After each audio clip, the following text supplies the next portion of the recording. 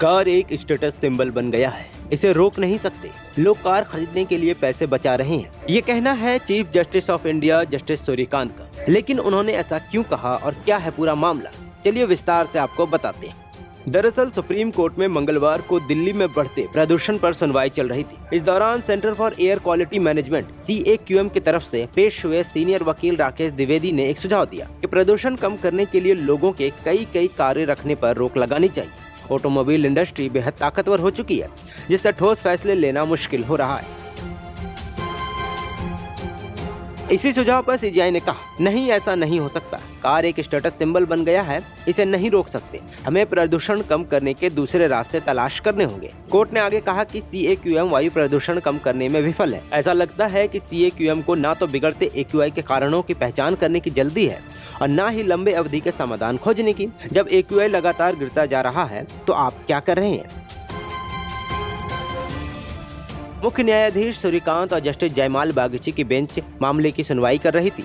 Court ने CAQM को आदेश दिया कि वो दिल्ली की खराब होती हवा के असल कारणों की पहचान करे और 2 हफ्तों के भीतर विशेषज्ञों की बैठक बुलाकर पूरी रिपोर्ट पेश करे। आपको बता दें कि NCR में AQI खराब होने में परिवहन और उत्सर्जन क्षेत्र का योगदान 12 से 41% के बीच आंका गया है। कई उपायों के बावजूद दिल्ली NCR की वायु गुणवत्ता लगातार खराब बनी हुई है। पिछले कुछ वर्षों में मामला बार कोर्ट के सामने आया और विशेषज्ञों और एमिकस क्यूरी से सलाह ली। इसके बावजूद स्थिति में सुधार नहीं हुआ, बल्कि हालात और बिगड़ते गए।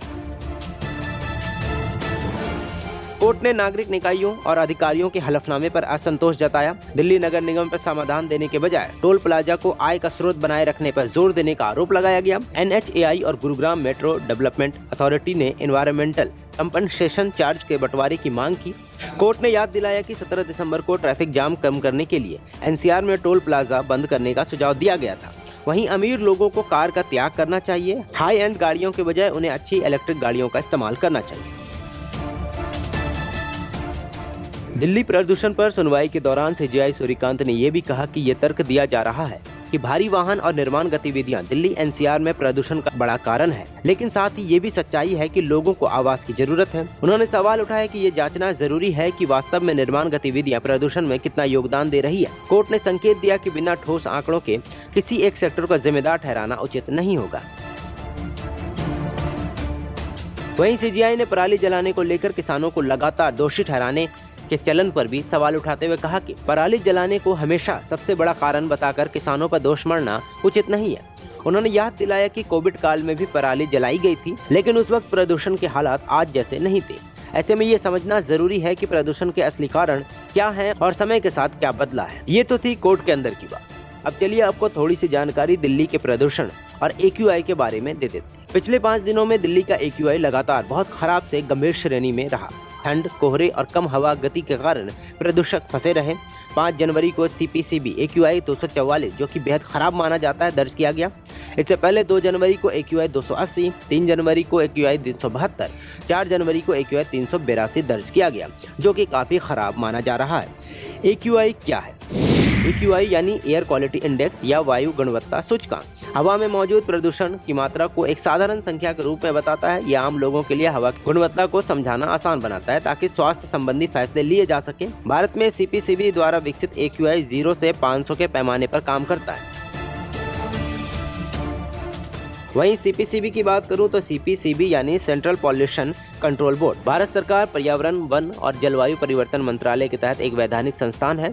1974 में जल प्रदूषण अधिनियम और 1981 में वायु प्रदूषण अधिनियम के तहत स्थापित हुआ है। इसका मुख्यालय नई दिल्ली में है। AQI कैसे मापा जाता है? AQI की गणना हवा में 8 प्रमुख प्रदूषकों PM 2.5, PM 10, NO2, SO2, CO, O3, NH3 और PB के आधार पर होती है।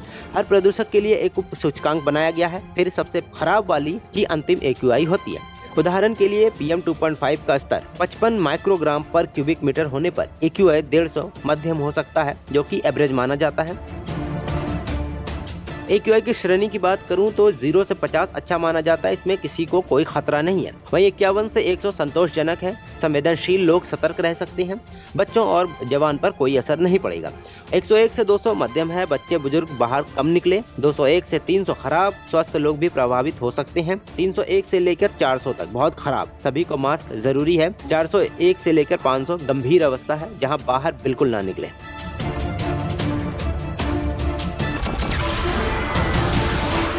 नमस्कार, मैं हूं मानक गुप्ता। अगर आपको हमारा ये वीडियो पसंद आया हो तो इसे लाइक और शेयर जरूर करें, और हाँ, हमें सब्सक्राइब और फॉलो करना ना भूलें ताकि आप देश और दुनिया की कोई खबर मिस ना करें। तो जुड़े रहिए हमारे साथ और देखते रहिए न्यूज़ 24।